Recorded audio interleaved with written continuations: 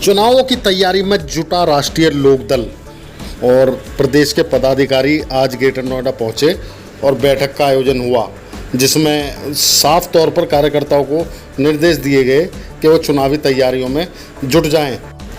जब पदाधिकारियों से बात हुई तो साफ साफ नज़र आया कि जेवर विधानसभा सीट को गठबंधन में लोकदल मांग सकता है और इस पर ओमकार नागर भी तैयारी कर रहे हैं और हो सकता है कि राष्ट्रीय लोकदल जेवर विधानसभा पर चुनाव लड़े। होगा कि चुनावी सरगर्मियां तेज हो गई हैं, राष्ट्रीय लोकदल भी उसी में एक्टिव हो गई है।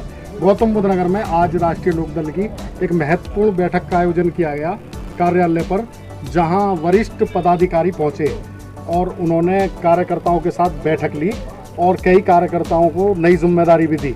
हमारे साथ वरिष्ठ पदाधिकारी मौजूद हैं। क्या कार्यक्रम हुआ आज और क्या उद्देश्य है पार्टी का? 2022 भी नज़दीक है। भाई आज इस कार्यालय पर आए थे, ये हमारे इस जिले का कार्यालय है और यहाँ हमने महेश बहेला है जो किसान प्रकोष्ठ का जिलाध्यक्ष मनोनीत करा इस जिले का, और उसे क्या बल्कि बहुत सारे उसके साथ नए लोग भी जुड़े हैं।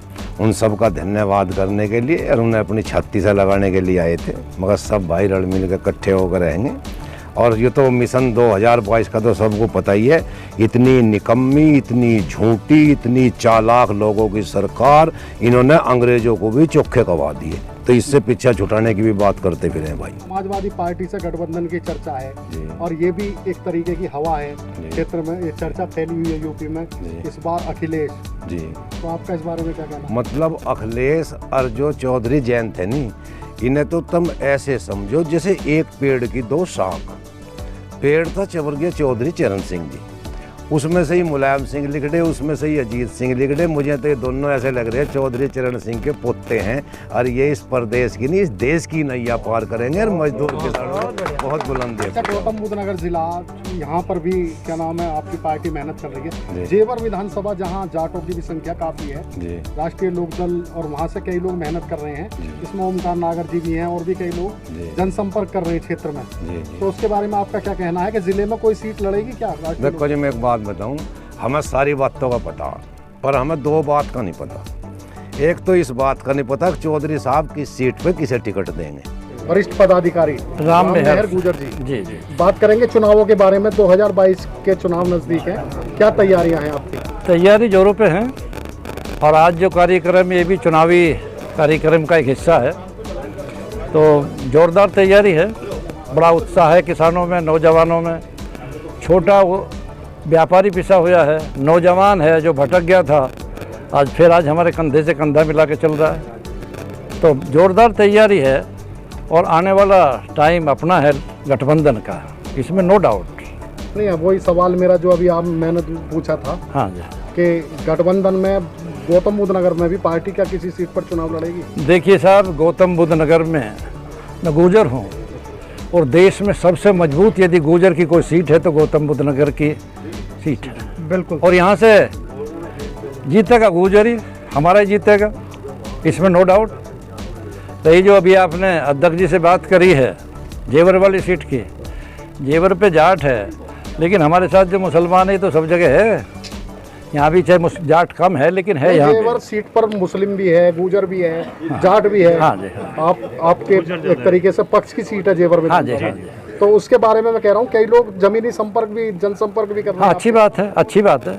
जो लोग मेहनत कर रहे हैं, टिकट तो एक को ही मिलेगा, लेकिन उससे माहौल बन रहा है, माहौल बन रहा है। गौतम बुद्ध नगर में चुनाव के संबंध में आज आए थे।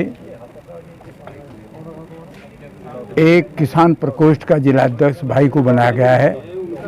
दूसरी बात यह है कि पार्टी का 22 के चुनाव हेतु घोषणा पत्र बनाया जा रहा है।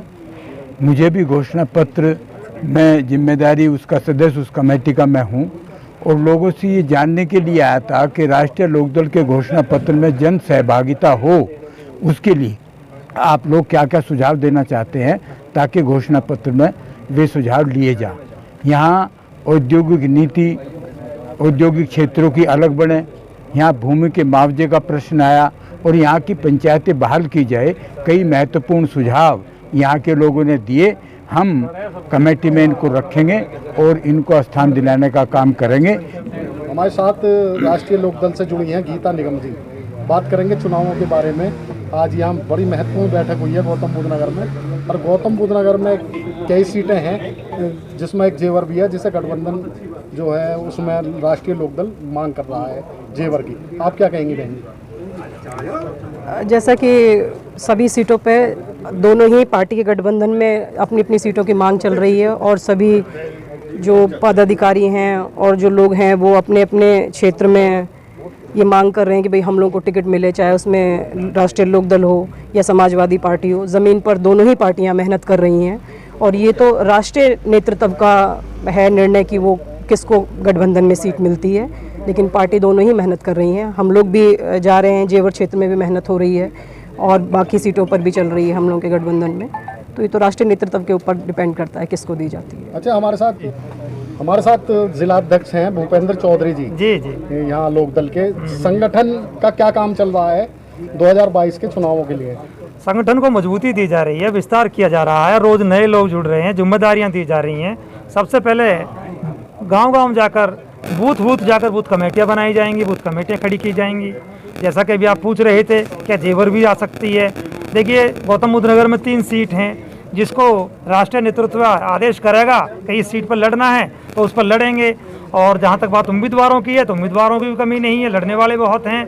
तो यदि आती है खाते में तो जेवर को लड़ा जाएगा, मजबूती से लड़ा जाएगा। हमारे साथ मौजूद हैं नोएडा महानगर अध्यक्ष विजेंद्र यादव जी। बात करेंगे संगठन के बारे में, क्या तैयारियां चल रही हैं चुनावों की और आज क्या कार्यक्रम है गेट नोएडा में? देखिए, अब चुनावों की तैयारी तो चल चुकी है।